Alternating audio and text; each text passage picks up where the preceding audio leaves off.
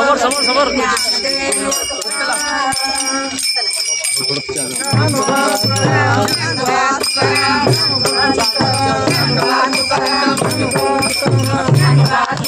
Madam थोड़ा पीछे आ जाओ।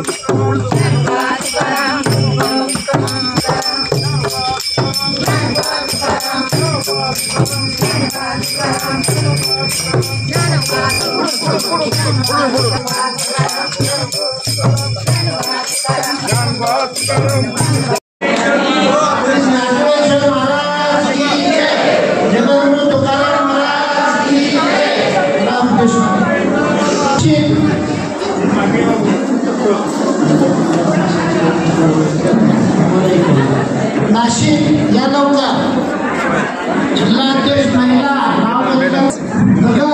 महाराष्ट्र लोकनेच हो काय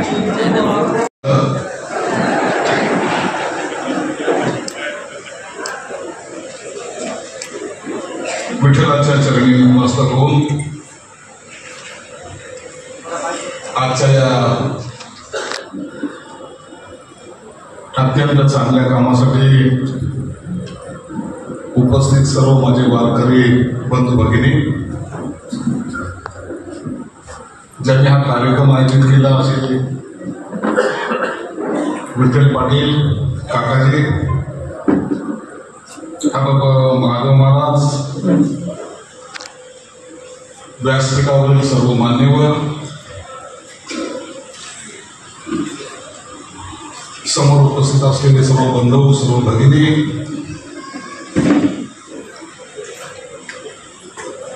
ज्यांनी प्रास्ताविकामध्ये माझं नाव ओळखवलं होतं, त्यांना एकच सांगतो, 60 डोके मोजायचे आणि शिर 60 मारायचे.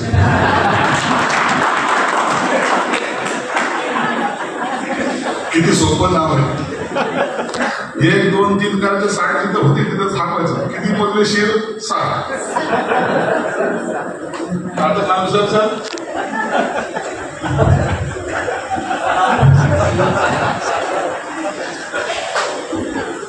या कार्यक्रमाला मला आज येणं जाऊन जमणार नव्हतं, शक्यही नव्हतं. पण जसा तात्या तसा त्याचा मुलगा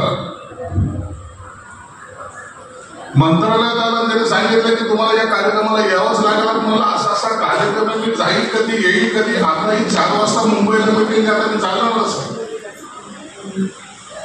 4चा 8ला जाईल. शिंदे साहेब लेट जातात ते चालतं, परंतु मी लेट जाणं हे सगळं परवडणार नाहीये ना मला. परंतु मुलगा मला म्हणलं, साहेब तसं काहीतरी झालं तर काही हरकत नाही, तुम्हाला यायचं असेल तर छोटं विमान घेऊन या. मी म्हणलं विठ्ठल टाका दिसत तसा दिसत नाहीये, पैसा जास्त त्यांच्याकडे. उपाध्यक्षकडे नसला म्हणून काय झालं, अध्यक्ष एवढा पॉवरफुल आहे.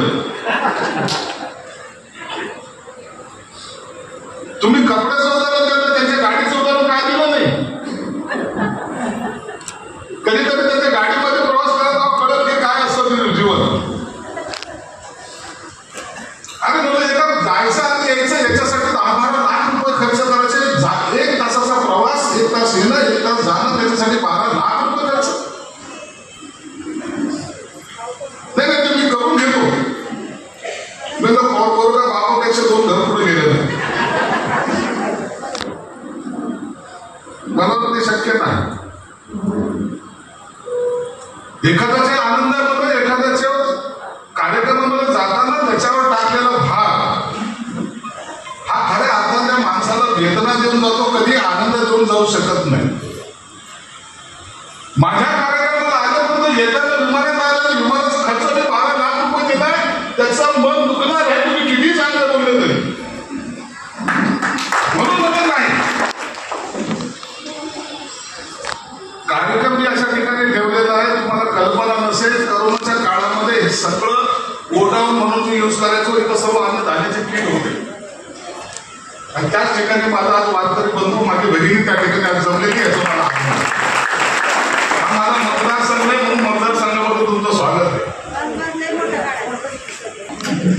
तात्याने भाषणाची सुरुवात केली. तात्या भाषणाची सुरुवात करताना तुम्ही काय बोलत होते की माझ्या लक्षात येत नव्हतं. या माणसाने माझं या मागवायचा प्रयत्न तर करत नाही ना.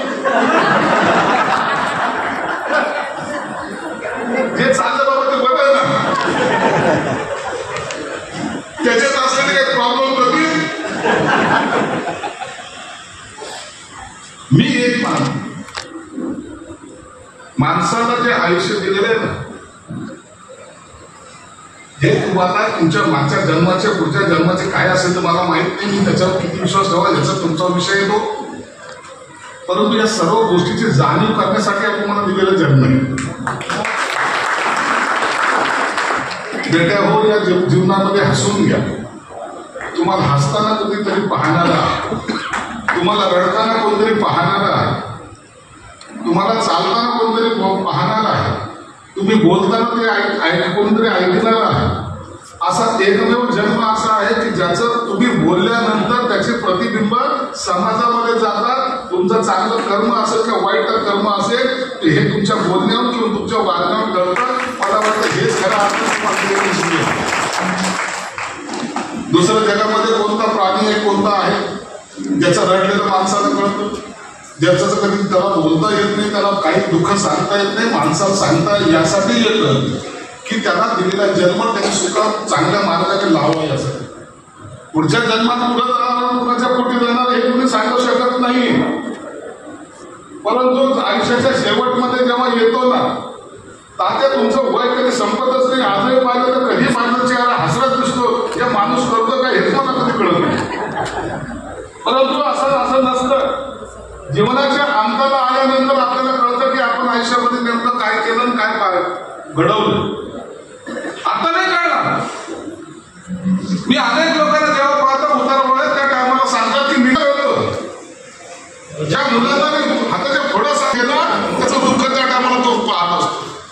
अरे काय हे पाप केलं, यापेक्षा विठ्ठलाचं नाम स्मरण करून बसलो असतो हे कळलं.